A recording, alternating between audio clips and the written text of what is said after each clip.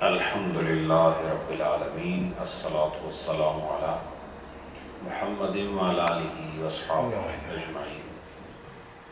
درود پاک الصلاۃ والسلام علیک یا رسول اللہ وعلی آلہ وصحبہ یا رحمۃ للعالمین۔ آپ سب احباب اللہ کا دین سیکھنے کے لیے، بلکہ میں کہوں اپنی نمازوں کو درست کرنے کے لیے یہاں تشریف لاتے ہیں۔ میں آستانوں کے جو عام معمولات ہیں ان سے ہٹ کر کوشش کی ہے لوگوں کو یہ بتایا جائے کہ آستانے ہی وہ اصل مقامات ہیں جہاں سے علم اور عرفان کا نور پھوٹتا ہے۔ اور روایت آستانوں کی تو بہت اچھی ہے، لیکن اس روایت کو بہت سارے لوگوں نے کم علمی اور بدعملی کی وجہ سے روایت کو مجروح کیا، اور لوگوں نے جو پڑھے لکھے لوگ تھے، ڈاکٹرز، انجینئرز، آفیشلز، انہوں نے سوچا کہ یہ دیوانوں کا کام ہے، پیری مریدی، اور یہ بیوقوفوں کا کام ہے۔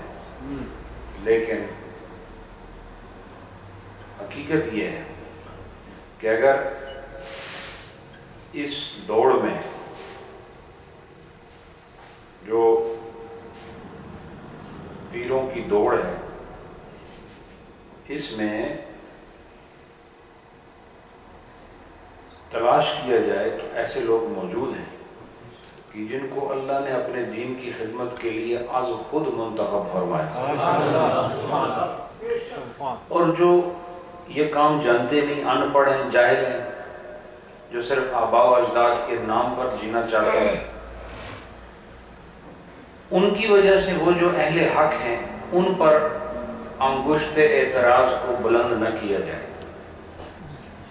جیسے پاکستان کے حالات دیکھیں کہ ڈاکٹر تو وہی ہے جس نے MBBS کی ہے، پھر پریکٹس بھی کی ہے، وہ اپنا کلینک چلا سکتا ہے، لیکن کیسے کیسے لوگ کیسے کیسے کلینک چلا رہے ہیں۔ میں تو حیران ہوا، جو اس وقت نے بتایا مجھے کہ ایسے بھی لوگ ہیں جو دن میں جو ہیں وہ جوتے سلائی کرتا ہے اور شام کو وہ کلینک چلاتا ہے، باقاعدہ ٹیلی ویژن پہ دکھایا۔ تو یہ جوتے سلائی کرنے والے خانقاہوں میں بھی بیٹھے ہوئے، سمجھ آئیے کہ نہیں آپ؟ تو اگر لبادہ پہن کر ایک موچی آپ کو دھوکہ دے سکتا ہے، تو لبادہ پہن کر ایک عام جاہل بدعمل بھی آپ کو دھوکہ دے سکتا ہے، لیکن اس کی وجہ سے اہل حق کو باطل نہیں کہا جائے گا۔ کئی لوگوں نے جھوٹا دعوی نبوت کیا، لیکن ان کے دعوی نبوت کی وجہ سے جو سچے نبی ہیں ان کا انکار نہیں کیا جائے گا۔ ایسے ہی جو طبیب نہیں اور طبیب بن گئے ہیں ان کی وجہ سے اصل طبیبوں کا انکار نہیں کیا جائے گا۔ میں یہ بتانا چاہتا ہوں کہ آستانے ہی وہ مرکز ہیں جہاں سے علم طریقت بھی سیکھا جاتا ہے، علم شریعت بھی سیکھا جاتا ہے۔ اور یہ دعویٰ نہیں، ہم اس کی دلیل کے لیے خود بنفس نفیس آپ کے سامنے بیٹھ کر عام آستانوں کی روایت سے ہٹ کر خدا کی بھیجی ہوئی شریعت کو فقہ حنفی کے نورانی پیرائے میں آپ کے سامنے پچھلے 4 سالوں سے مسلسل پیش کر رہے ہیں۔ تو آستانے جو ہیں، جہاں علم نہ ہو وہ آستانہ نہیں، جہاں کردار نہ ہو وہ آستانہ نہیں۔ جو صرف یہ کہے میں کسی پیر کا بیٹا ہوں، خبردار اس کی پیروی کرنے کی ضرورت نہیں۔ دیکھو کہ وہ جس کا بیٹا ہے اس کی سیرت اور اس کے علم کا نور اس میں نظر آتا ہے، نہیں ہے تو اس کو چھوڑ دو۔ اسی میں اہل سنت کی بھلائی ہے۔ بہرحال ہمارا جو چیپٹر چل رہا تھا، وقت بھی بہت کم ہے، ہم نے مغرب کی نماز تک یہ بیان کرنا ہے اور بہت تھوڑا وقت ہے۔ انشاءاللہ یہ سیٹل ڈاؤن ہو جائے گا، کچھ دنوں بعد ہم بعد از مغرب کر دیں گے یہ پروگرام، یہ ایک آدھ ہفتے میں، پھر وقت کافی ہوگا، کیونکہ لوگ ابھی مجھے پتہ ہے تھوڑی دیر بعد یہ جگہ پر ہو جائے گی، لوگ راستوں میں دیر سے پہنچتے ہیں۔ ہمارا جو باب چل رہا ہے وہ فی صلاۃ المسافر، جو سفر کے اندر نماز پڑھی جاتی ہے اس کے مسائل کے حوالے سے ہمارا باب چل رہا ہے۔ ہم مسافر کی نماز بیان کر رہے ہیں، اس میں بہت ساری تفصیلات ہیں، کچھ ایسی تفصیلات ہیں جن کو میں یہاں آپ کے سامنے پیش نہیں کر رہا کیونکہ وہ ان کے آپ کے ساتھ کوئی تعلق بنتا نہیں، تو میں وہ چیزیں لے رہا ہوں جو کہیں آپ کو درپیش ہو سکتی ہیں۔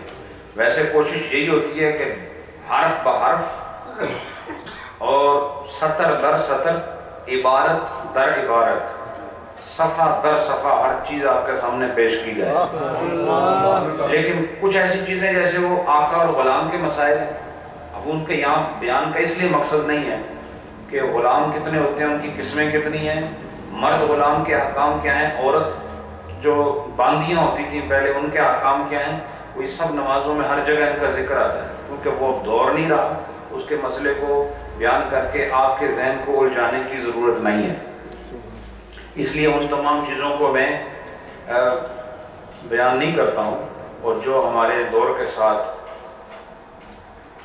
تقاضے کے اعتبار سے ملتے ہیں ان کو میں آپ کے سامنے پیش کرتا ہوں۔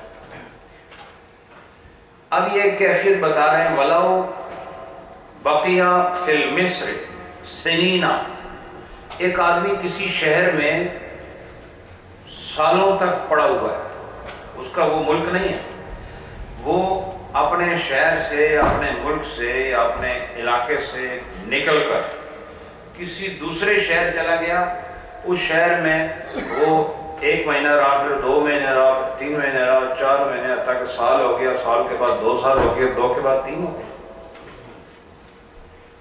علی عزم، کس ارادے پر، انہو اذا قضا حاجتہ، کہ جب اس کا جو وہ کام ہے جب وہ ہو جائے گا، جب اس کی جو حاجت ہے وہ قضا ہو جائے گی۔ قضائے حاجت کس کو کہتے ہیں؟ کام کا ہو جانا، وہ تھوڑی قضائے حاجت ہو رہا ہے جو تو آپ کہتے ہو عام دنوں میں۔ قضائے حاجت کا عربی کیا مطلب ہے؟ آپ کا جو ضرورت ہے وہ پوری ہو جائے، اس کو عربی میں قضا کہتے ہیں، پورا ہونے کو قضا کیسے کہتے ہیں؟ اور جب ہم کہتے ہیں فلاں کی قضا آ گئی، اس کا مطلب یہ ہے کہ وہ پورا ہو گیا۔ اور دوسری بات یہ، نماز قضا ہوگی مطلب کیا ہے؟ نماز کا جتنا وہ وقت تھا وہ پورا ہو گیا، قضا کا مطلب ہے ہی پورا ہونا ہے۔ تو قضائے حاجت کا مطلب کیا ہے؟ حاجت کا پورا ہو جانا۔ ہمارے لوگ اس کو صرف واش روم جانے کے لیے قضائے حاجت کے لفظ استعمال کر، حالانکہ یہ نہیں ہے۔ ہم اللہ کو کہتے ہیں اللہم یا قاضی الحاجات، کہتے ہو کہ نہیں؟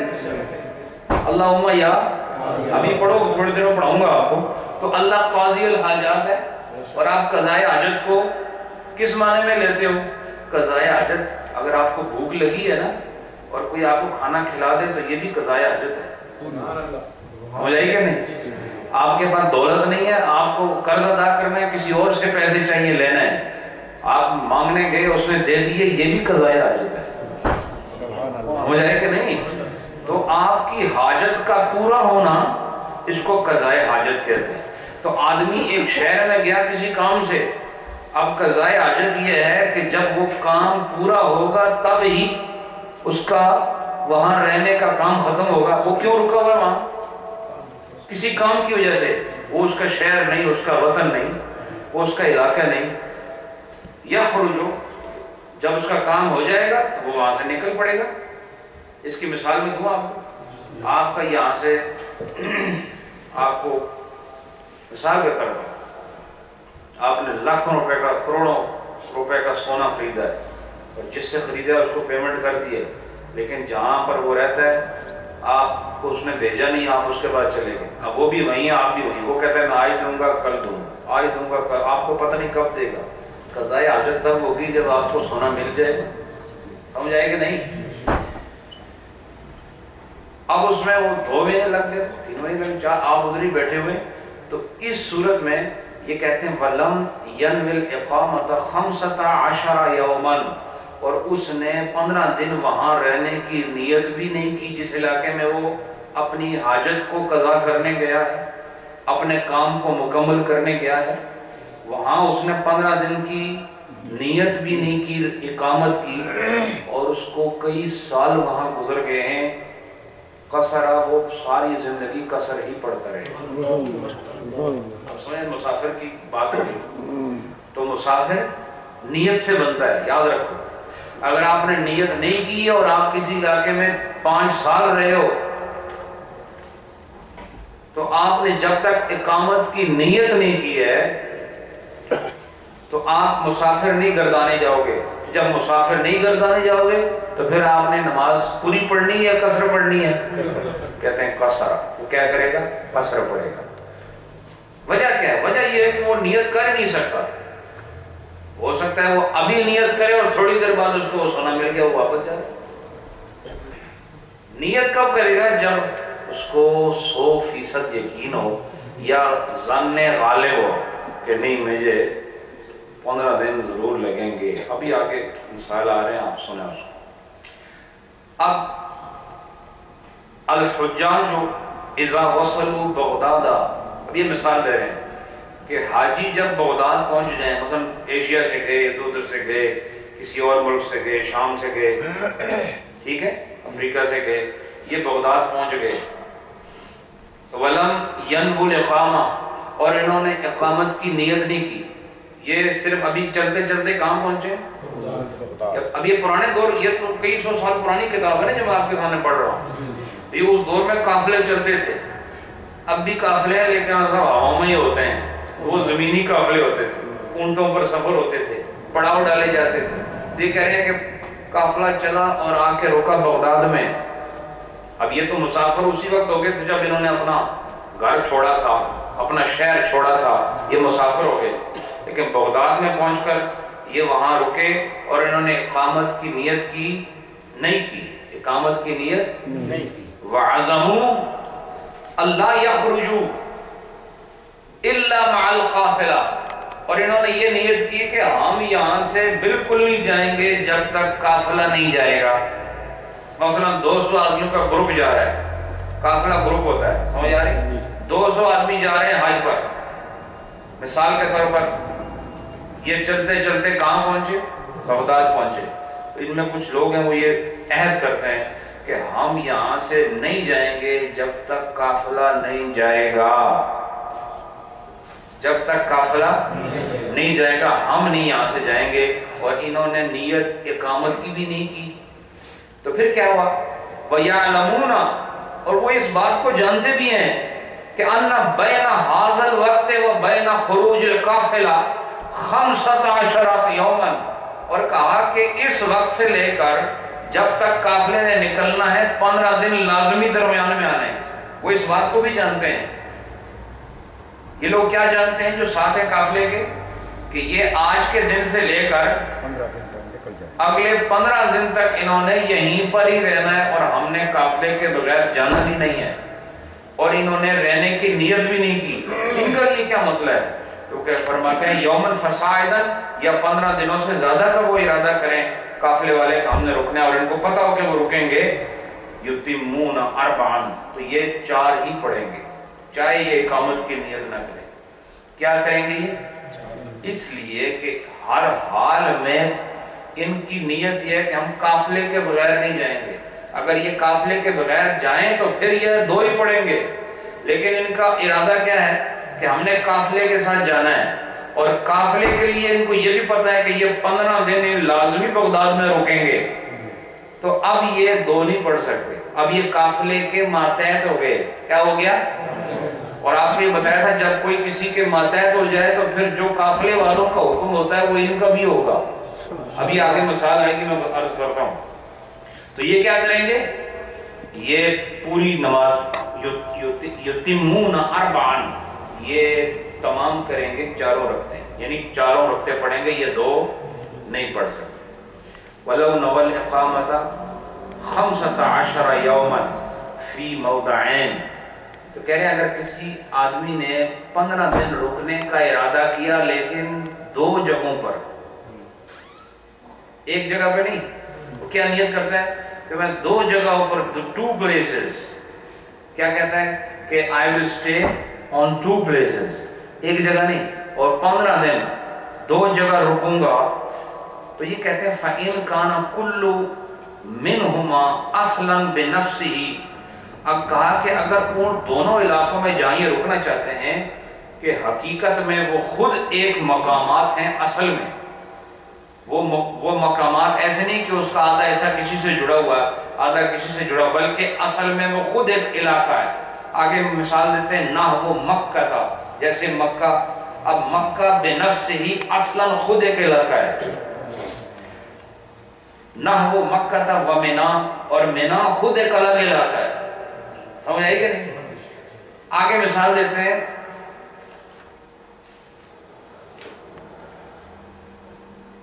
نحو مکہ تھا، جیسے مکہ و منا، اور منا، اور آگے والکوفہ، اور جیسے کوفہ، یہ الگ علاقے ہیں سارے، والخیرہ، خیرہ ایک الگ علاقہ ہے، تو کہا لا یصیر مقیما، تو یہ بے شک نیت کر لے کہ میں 2 جگہ مکے میں اور منا میں 2 جگہ میں 15 دن رکوں گا، چونکہ یہ ایک جگہ نہیں رک رہا، ایک جگہ تو نہیں رک رہا، لہذا یہ 2 جگہ 15 دن رکنے کی نیت کرے تو یہ مقیم نہیں مانا جائے گا، اس میں پھر بھی مسافروں والی نماز پڑھنی ہے، کیونکہ یہ 2 جگہ پہ 15 دن رکنا چاہتا ہے۔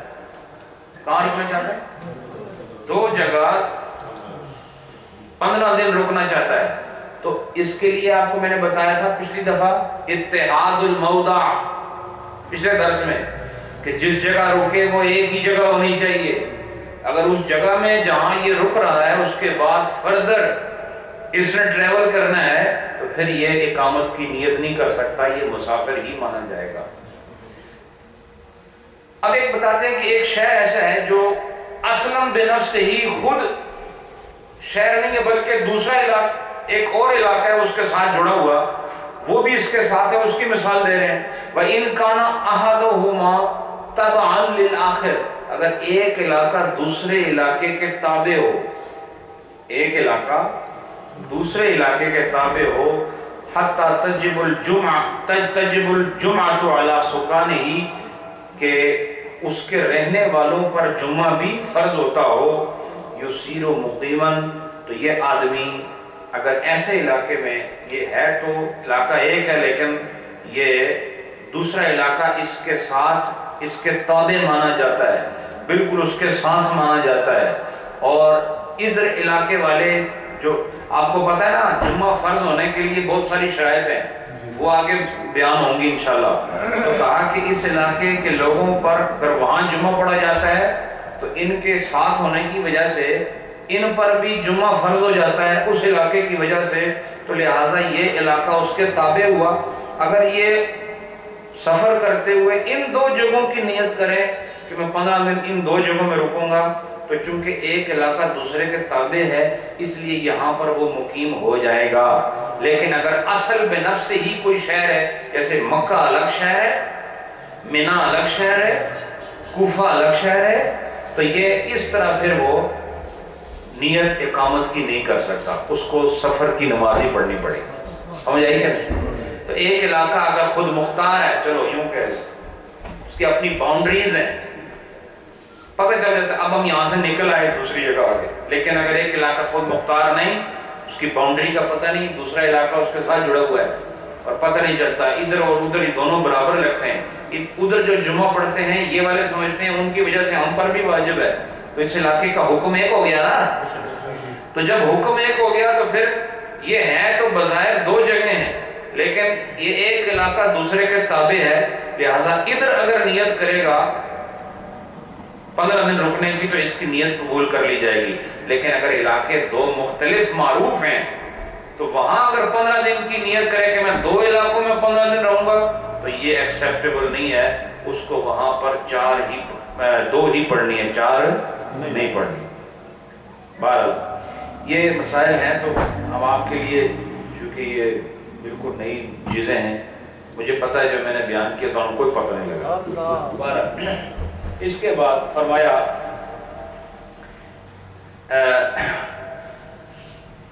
جی یہ بھی ایک مسئلہ سن لو، ٹیکنیکل مسئلہ ہے، غور سے سننا۔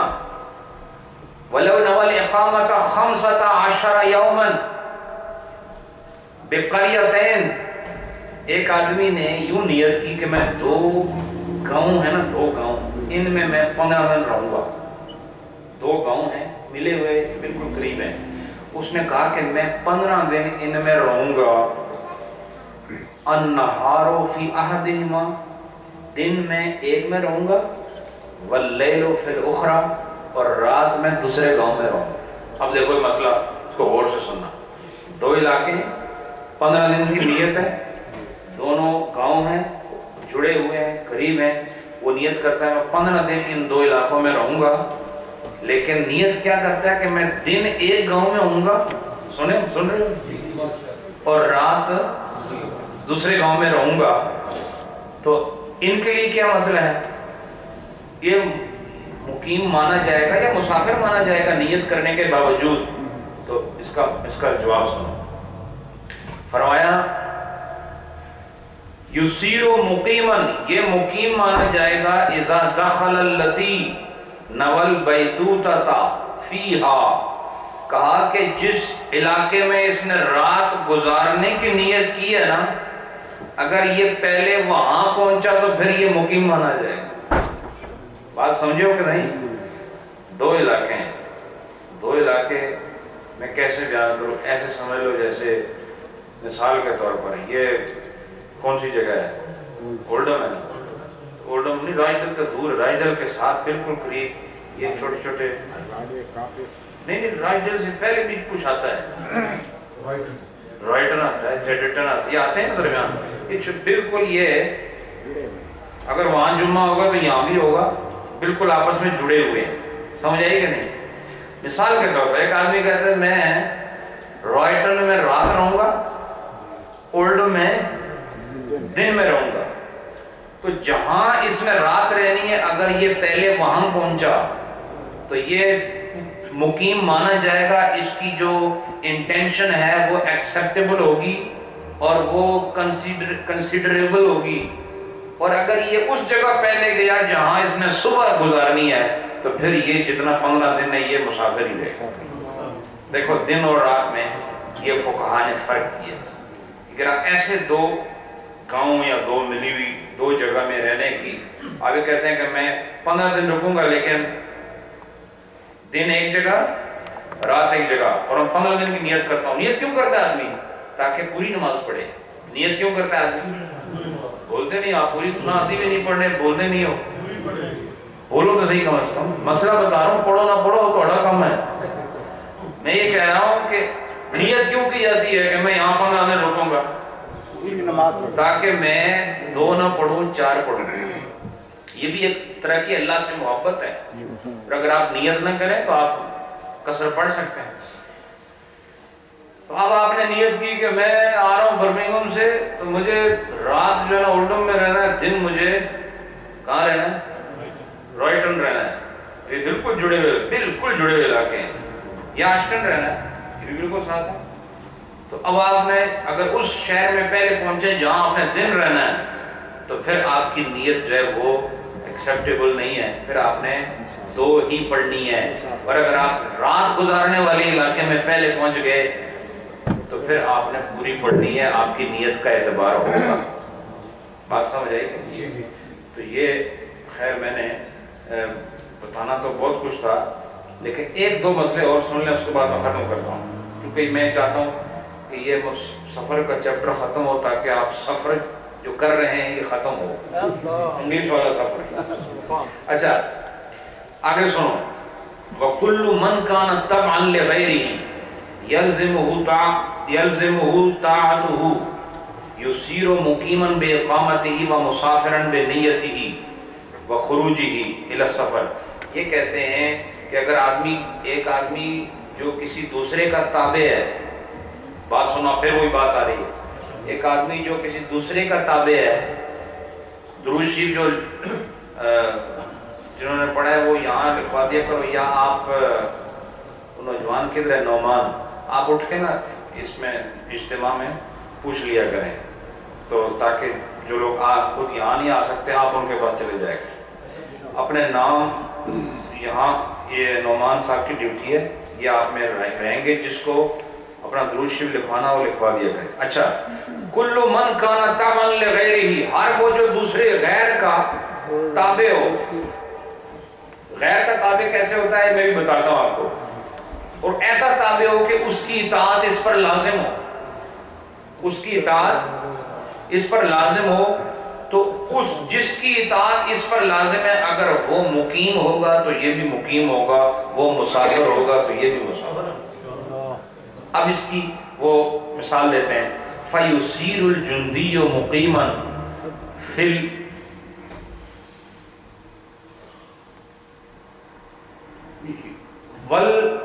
فَيُسِيرُ الْجُنْدِيُّ مُقِيمًا فِي الْفَيَا فِي بِنِيَّةِ اِقَامَةِ الْأَمِيرِ۔ اب یہ کہتے ہیں کہ جو امیر کا مطلب کمانڈر، اور جندی کہتے ہیں، بچے آگے آ جاؤ، جندی کسے کہتے ہیں؟ سپاہی کو۔ اور امیر کون ہے؟ ایک سولجر ہے، ایک کمانڈر ہے۔ تو اب یہ سولجر جو ہے یہ کس کے تابع ہے؟ کمانڈر کے تابع ہے نا، یہ اس کو ہر حال میں اس کی بات سننی اور ماننی ہے۔ تو کہا کہ اگر وہ جو کمانڈر ہے نا، امیر جس کو کہتے ہیں، عربی میں امیر کمانڈر کو ہی کہا جاتا ہے، تو امیر اگر نیت کرے گا نا اقامت کی تو یہ جو نیچے سپاہی ہے یہ خود بخود مقیم ہو جائے گا۔ یہ اپنی طرف سے اقامت کی نیت نہیں کر سکتا، کیوں؟ یہ کسی کی اتباع میں ہے، کسی کے تابع ہے، اور اس کی اتباع کے بغیر کوئی اور چارہ نہیں ہے۔ لہٰذا اگر کمانڈر کہتا ہے کہ میں یہاں 15 دن اسٹے کر رہا ہوں تو اس کی نیت کی ضرورت نہیں، یہ پوری نماز پڑھے گا۔ اور اگر امیر وہاں 1 سال رہتا ہے اور وہ نیت نہیں کرتا تو یہ بھی نیت نہیں کر سکتا، کیوں؟ کسے جا کے اٹھو بستر جاؤ، پھر کیا کرو گے؟ تو تابع ہے کہ نہیں؟ تابع ہے نا، لہٰذا اس نے فوراً اٹھنا ہے، چلے جانا ہے۔ لہٰذا امیر کی نیت اس کے حق میں معتبر ہوگی، اگر وہ مقیم ہے تو یہ بھی مقیم ہوگا، وہ مسافر ہے تو یہ بھی مسافر ہوگا۔ اور پھر فرمایا اس کی چند مثالیں اور ہیں، چند مثالیں اور ہیں، اور وہ کیا ہے کہ یہ کہتے ہیں ان المرأة اذا كانت مع زوجها في السفر، اگر بیوی سفر میں اپنے خاوند کے ساتھ ہے، بیوی اگر سفر میں، بولو نا، پڑھنا تو ہے، سفر نہیں کرتی، بولتے نہیں آپ۔ ان المرأة اذا كانت مع زوجها في السفر، اگر عورت اپنے زوج کے ساتھ سفر میں ہو، والرقیق مع مولاه، اور غلام اپنے آقا کے ساتھ ہو، یہ پرانے دور کی بات ہے، والتلمیذ مع استاذہ، اور شاگرد اپنے استاذ کے ساتھ ہو، والاجیر مع مستاجرہ، اور نوکر اپنے اس مالک کے ساتھ ہو جو اسے اجرت دیتا ہے۔ اور اجیر کسے کہتے ہیں؟ اجرت لینے والا، اور مستاجر کسے کہتے ہیں؟ اجرت دینے والا، جو اجرت دینے والا ہے اور اجرت یہ اکٹھے ہیں۔ والجندی مع امیرہ، اور سپاہی اگر اپنے امیر کمانڈر کے ساتھ ہو، اور تو کہا فَهَؤُلَاءِ لَا يَصِيرُونَ مُقِيمِينَ بِنِيَّةِ أَنفُسِهِمْ، کہا یہ اگر اپنی مرضی سے نیت کر لیں کہ ہم یہاں 15 دن رہیں گے تو ان کی نیت سے 15 دن رہنے کا یہ اصول ثابت نہیں ہوگا، یہ نیت نہیں کر سکتے، کیوں کہ بیوی خاوند کے تابع ہے، سپاہی یہ کمانڈر کے تابع ہے، شاگرد بولو نا استاد کے تابع ہے، اور کیا بتایا تھا؟ اجیر، مستاجر یعنی نوکر جو ہے وہ اجرت دینے والے کے تابع ہے۔ لہذا جب آدمی کسی کے تابع ہو تو یہ پھر اپنی مرضی سے نیت نہیں کر سکتا، جس کے یہ تابع ہے اس کی نیت ان کے حق میں معتبر ہو۔